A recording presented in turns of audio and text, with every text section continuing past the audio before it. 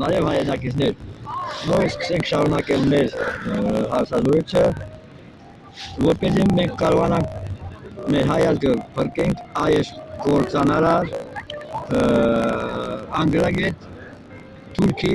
Խաշորունսկու ջիրաներից։ Ինչի, որտեղ ոչ թե այս դժբախտությունը կարողանա ոչ թե մենակ մենք ենք այդ անգրագետ կարգավիճակում գտնվում, ոչ թե ասենք մենակ Նիկոլն է մեղավոր, չէ, դա համատարած ամբողջ երկրագնդի 8.5 միլիարդ բնակչության անգրագիտությունն է, որոնք սխալ են իրենց գաղափարներով։ Իրենք չգիտեն հիմքը որն է, այլ որևէ շենք, եթե հիմքը սխալ է կառուցած, այդ շենքը պարտադիր պետք է փլվի։ Հիմքը եթե ճիշտ է կառուցած, շենքը չի փլվում։ Հիմա նույնն է, պետություն, պետականություն, այս է գլխավոր իմաստը։ Պետությունը դա ոնց որ մի փոքր ընտանիք է։ Այսինքն պետությունը տվյալ տարածքի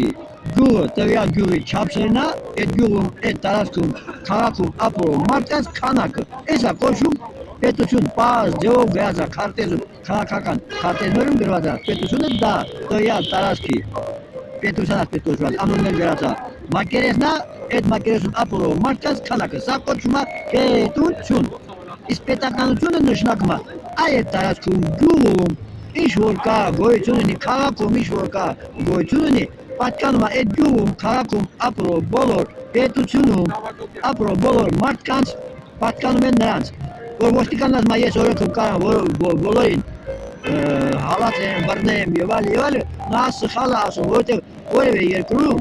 չկա օրենքով գրված հաստատված նախագահի ազգային ժողովի պետական դումայի սենատի կողմից, որ տվյալ պետությունում պետականությունը նույնն է, հոմանիշներ են դրանք, սոցիալիզմը, հանրային սեփականությունը, ԽՍՀՄ, այս 5 բառերը հոմանիշ են, պարտադիր պետք է լինեն տվյալ պետության